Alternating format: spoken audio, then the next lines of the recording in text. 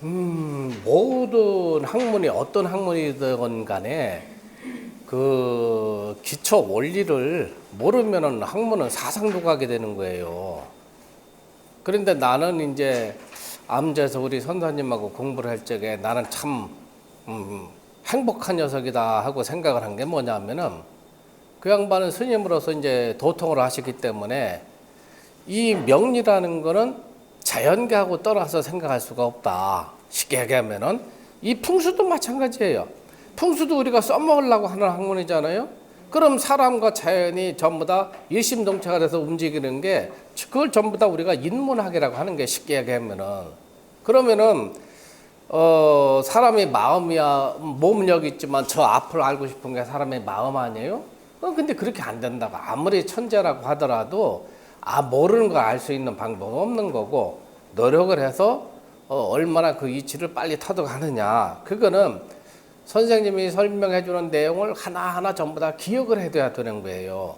그 기억을 하다 보면 정신을 집중해야 되고 그 다음에 반복해서 복습을 해야 되고 그렇지 않으면은 뭐 머리가 천재라도 그걸 깨우칠 수가 있는데 깨우칠 수가 없는 거죠. 그러니까 여러분들이 오늘도 우리 이제 친구 녀석이 찾아왔는데 걔가 천안고등학교에서 우수한 성적으로 단대를 들어왔어요. 그래서 뭐 경영학과를 그놈이 수석으로 들어왔어. 전교 수석은 내가 들어왔고 그러니까 그놈도 공부를 곧잘 한 놈이지. 그런데 경비를 쓰고 있어 지금. 그러면은 그 친구가 예전에 이런 학문에 관심이 굉장히 많았었어요. 내가 그랬거든. 그거 10여 년 전 얘기인데 너 노후를 생각해서 이런 공부를 해두면 유리할 거다. 너는 머리가 있으니까 그래서 빨리 터득하지 않겠냐. 안 하더라고. 그 뭐 안 하는 녀석 뭐 자꾸 하라고 할 건 없고 오늘 뭔 일이 있어서 이제 뭐 나한테 부탁 겸 뭐 해서 왔었는데 많이 후회를 하는 거야 지금. 뭐 여기 아파트 경비를 쓰고 있대. 경비를 쓴다는 게 뭐 추한 직업을 해서가 아니고 능히 공부할 수 있는 머리인데 아주 돌대가리는 아니니까 왜 기회가 있을 적에 이 공부를 안 해뒀느냐. 지금 말이죠 우리 동창놈들이 8명이 지금 경비를 쓰고 있어요. 내 중학교 동창놈들이. 그러면은 그래도 이런 공부나 아니면 자기 기술이 있는 애들은 지금 60이 훨씬 넘었는데도 일을 하고 있어요. 전기 기사 따는 애들은 지금도 일을 하고 있어요. 직장 다니는 애들이 제일 불쌍한 거야. 공무원 하는 애들하고 나와 살 게 없어요. 공무원 애들은 뭐 연금이 좀 나오니까. 그런데 연금 200만 원, 250만 원 갖고 살 수 있을 것 같아요? 맨날 그놈들 와가지고 힘들다 그래. 줄여서 살아야 될 거 아니에요. 자식들이 잘 됐으면 용돈이나 주겠지만 용돈이나 주겠어요? 이런 학문은 노후 대책을 꾸려나갈 수 있는 학문이니까 여러분들이 조금이라도 좀 젊었을 적에 공부를 해두면 좋을 것이다. 그 내 책의 서문 뒤를 읽어보면은 내가 인생에 느끼고 깨달은 것들이 거기 많이 들어가 있어. 서문에도 들어가 있고 맨 뒷장에도 들어가 있고 그거는 대한민국의 많은 사람들이 나란 사람이 저 김갑진이라는 사람이 어떤 의도로 이런 책을 썼는가 하는 거를 뭐 말로 보여줄 수는 없잖아요. 부산 있는 사람 어떻게 통화를 해요. 그러나 글을 남김으로써 내가 갖고 있는 어떤 인생관이라 할까 내가 갖고 있는 역설학에 대한 관점 그거를 내가 그래도 피력을 해줘야 되겠다. 10년 뒤 20년 뒤 우리 후학들이 이 책을 읽으면서 저 김갑진이라는 사람이 어떤 의도로 이런 책을 썼는가 우리들한테 어떤 도움을 주려고 하는가 하는 의도에서 이렇게 책을 뭐 저거 700페이지 넘는 책 저거 쓰려면 아주 진짜 뭐 고통의 연속이에요. 여러분들 지금 공부하는 거 100배 힘들다고 보면 돼. 책 한 권 낸다는 게. 그래서 참 딱한 게 내가 설명하는 게 어렵게 설명하는 게 아니에요. 나도 멍청하지가 아니기 때문에 대한민국의 풍수 강의 애들, 사주 강의 하는 애들 많이 들여다보고 연구를 해보지만은 연구할 게 없어. 그러면 내가 강의하는 게 얼마나 쉬운 거예요. 여러분들이 정신을 집중을 안 하고 있다. 정신을 집중해야 돼요. 정신을. 시간은 2번 오지 않잖아요. 벌써 나도 65세가 됐는데 내가 이 공부를 조금 더 일찍 시작했으면 더 성공했을 텐데 그런 생각도 많이 해보지만은 그 후회한들 뭘 합니까? 그나마 여러분들이 이런 기회에 이런 공부를 할 수 있다는 거. 모르면 녹음을 하고, 지금 휴대폰 돼 있잖아. 촬영도 하고, 또 저걸 해놓으니까 또 달라고 해서 여러분들이 이 컴퓨터에다 복제를 통해서 자꾸 공부를 하고, 그 자기 자신을 자꾸 단련시키고 노력하는 길밖에 없는 거예요. 자, 여기서는 여기가 북쪽인데 우리가 지도상에서는 여기가 북쪽이지 않습니까?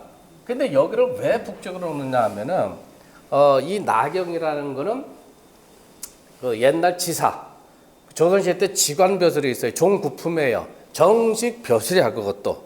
그러면 종구품이 지사들이 이제 나라에서 몇 자리 왕족들이 몇 자리 잡고 할 때 그 지사 지관들을 부르는데 산에 이렇게 올라가면 우리나라 산이 대체로 북쪽에서 이렇게 내려왔잖아요. 그러니까 북쪽을 등지고 남쪽을 바라보면 산이 그렇게 내려왔으니까 북풍을 막아줘야 되니까 집도 북을 등지고 남쪽을 바라보게 돼 있단 말이에요. 그래서 나경도 항상 여기는 임금의 자리잖아요. 군왕의 자리란 말이에요. 북쪽은. 그래서 임금제 자리 좌자 써가지고 제자다. 임금의 자리는 항상 북쪽이에요. 그 북쪽을 등지고 보려니까 우선 나경을 이렇게 여러분들 보세요. 우선은 남북을 맞춰놔야 돼요. 이 여러분들은 그 조그만 거지만은 그것도 괜찮아요. 그나마 뭐 이렇게 엘로도 하고 나경하고 같이 있었으니까 여러분들은 뭐 그 정도만 활용만 해도 능히. 여기 보시면은 좌우에다가 하얀 부분이 자예요. 좌우에다가 우선은 요거 있잖아요. 여러분들 그거 없을지 모르지만 요걸 갖고 좌우를 딱 맞춰 놓는 게 먼저.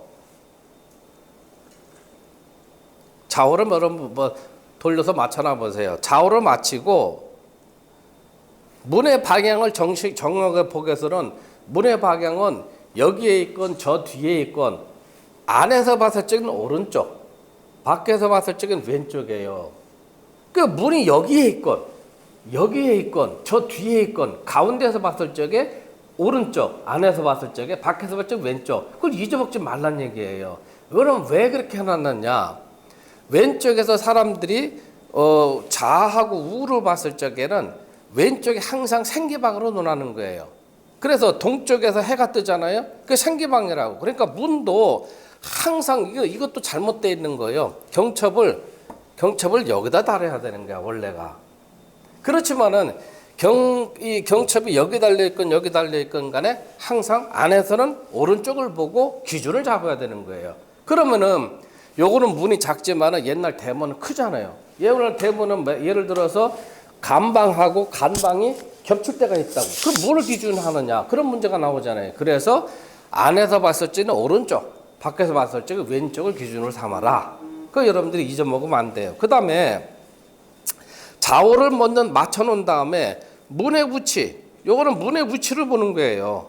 예를 들어서 안산의 위치를 보든지 아니면 우리가 이제 음택에서는 좌청정의 위치, 좌사의 위치를 보든지 우천정의 위치를 보든지 얘기하는 걸 여러분들이 잊어먹으면 안 된다고. 녹음하란 말은 녹음. 옛날에는 녹음기도 없었잖아요. 그러니까 옛날 사람들이 얼마나 힘들게 공부를 했겠냐고.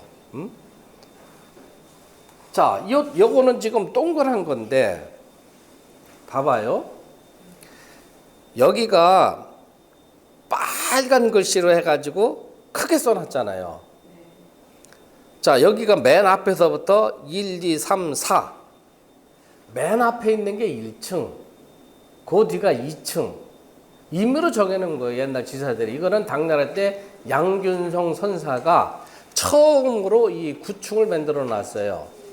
그 위로도 뭐 그냥 매국천 선사서부터 해가지고 뛰어난 이제 그 풍수질의 대가들이 많으셨지만은, 풍수상으로 중국에서는 제일 먼저 당나라 때 떠올리는 이제 양균성 선사가 이 풍수지리의 학문을 정립을 했다 이렇게 보시면 돼요. 그 여기서 보면은 4층. 4층은 이제 나중에 음택에서는 나경이 필수적으로 우리가 공부를 해야 되는데 양택은 나경까지 공부하려면 여러분들이 2학기를 해야 돼. 2개 학기를 해야 된다고요. 그러니까 이 짧은 학기 이걸 할 수가 없어. 그래서 현실적으로 빨리 써먹을 수 있는 학문부터 내가 먼저 설명을 해드리는 거예요. 요거 4층. 요 4층은 집안 정침이라 해가지고 모든 좌향을 잡을 적은 전부 4층이 기준이야. 그 다음에 5층, 6층이 있죠. 6층이 뭐예요? 하얀 뒤로 돼 있죠.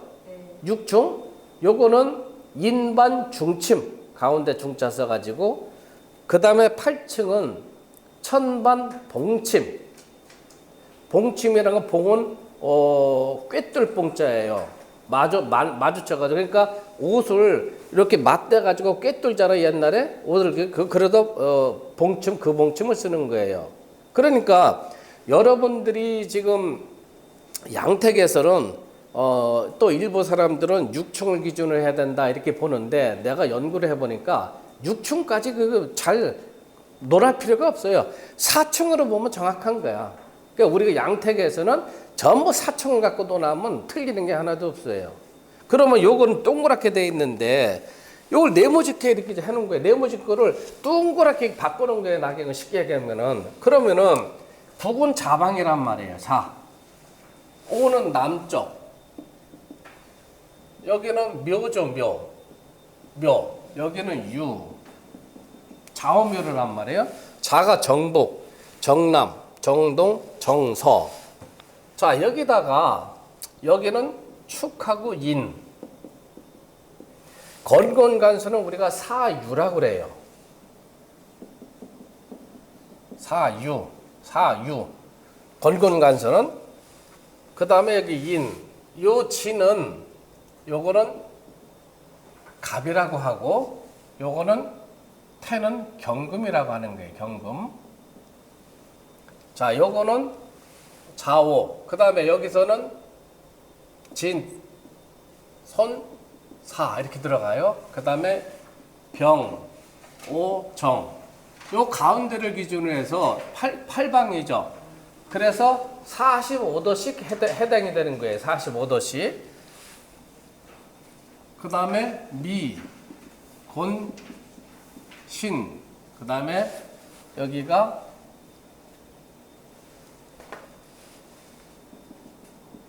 경유, 신, 술, 건, 해. 그럼 여기서부터 이게 24개 아니에요. 그러면 이거를 우리는 지금 낙서 구궁의 괴궁술이라고 하는데, 정확한 명칭은 낙서 구궁의 괴궁술이다.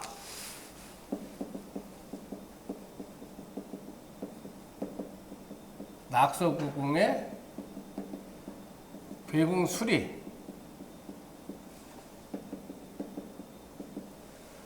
낙서국의 괴공술이다. 괴공술이라는 것은 국마다 지금 번호가 들어가 있죠. 이거는 후천 낙서에 이제 김원동과 공부하신 분들은 왜 이런 도표가 만들어졌는가 하는 걸 공부를 하는데, 뭐 그거 설명하려면 또 시간이 많이 걸리니까 또 몇 시간 강의를 해야 돼요. 그럼 여러분들은 우선은 이 구공도라는 것은 후천 개벽 이후로 우리 인간세에서 써먹을 수 있는 그런 도표다. 여러분들 그렇게 생각을 하시면 돼요. 그래서 여기가 1, 2, 3, 4, 5, 6, 7, 8, 9. 건곤간선에다가 요거는 좌우묘는 사정방이라고 하고, 건곤간선은 사유방이라고 하고, 그러면 좌우묘에다 건곤간선이면 8개가 들어가죠.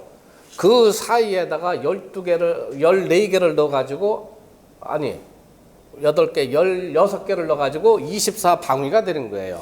그럼 여기서 쉬어보세요. 여기가 임, 자, 개. 그 다음에 감묘을.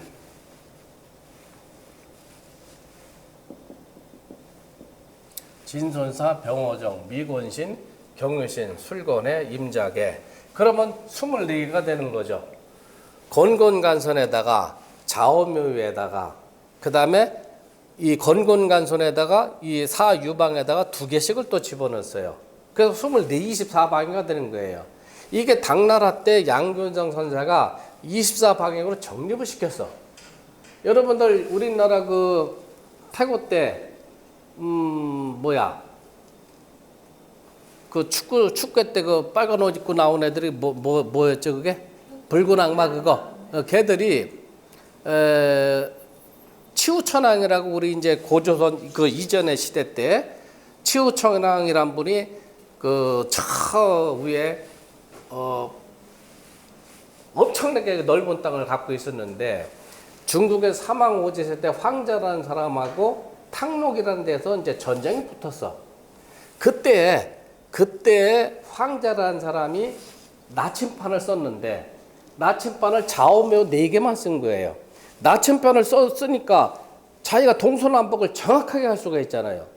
옛날에는 해가 뜨면 동이다, 해가 중간에 갔으면 12시쯤이다, 해가 지면 5시, 6시다, 저녁다 이렇게 알았잖아요. 근데 나침판이 있으니까 해가 져도 동서남북을 알 수가 있잖아요. 그 치우천행이 패했다고 거기서.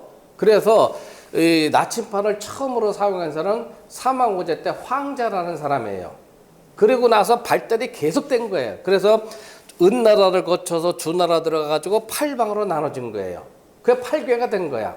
그런데 그거 갖고는 정확하게 이제 우리가 위치를 알 수가 없으니까 나중에 이제 당나라에 거쳐서 그 다음에 송나라 거쳐서 그 다음에 청나라 거쳐가지고 이 지리를 보는 이 나경이라는 것이 더 섬세하고 아주 정확하게 이제 우리가 배반이라고 그래요. 나침반을 배반이 되기 시작한 그걸 우리가 지금 쓰고 있는 거예요. 그 지금은 네모지게 해놨지만은 둥그렇게 펼쳐봐봐요. 그럼 여러분들이 갖고 있는 그 나경의 사청하고 좀 똑같아지는 거예요, 그게.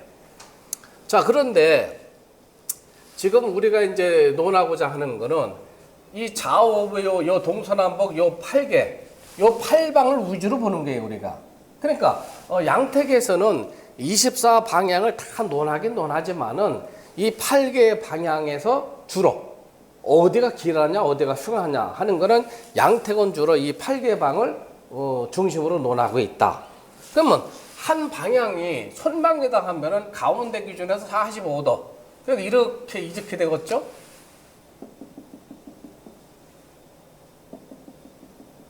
마찬가지예요. 요 안에 들어가는 건 전부 다 손방이라고 하는 거예요. 그러면 왜 문을 기준으로 될 적에는 안에서 봐 오른쪽으로 보라고 하는 거냐 하면은 문이 손방하고 이방하고 겹칠 때가 있죠. 어느 걸 기준으로 하냐 이거예요. 그러니까 옛날 선사들이 안에서 봤을 적에는 오른쪽에 방향, 밖에서 봤을 적에 왼쪽 그걸 기준으로 잡아라. 문을 볼 적에는. 옛날 사람들이 굉장히 얼마나 현명한지 몰라요. 두리뭉실한 게 없어요. 오늘 내가 종일 주역 이제 책을 쓰느냐고 주역 공부를 하고 왔는데 정말 아주 대단한 이 옛날 분들이 대단한 학문들이에요. 그 학문을 설해 놓을 적에 빈틈이 없어요. 그 사람들이 얼마나 연구를 많이 했겠냐고. 자, 그래서 여러분들이 그거를 우선 또 알아야 되고 첫 번째는 문에서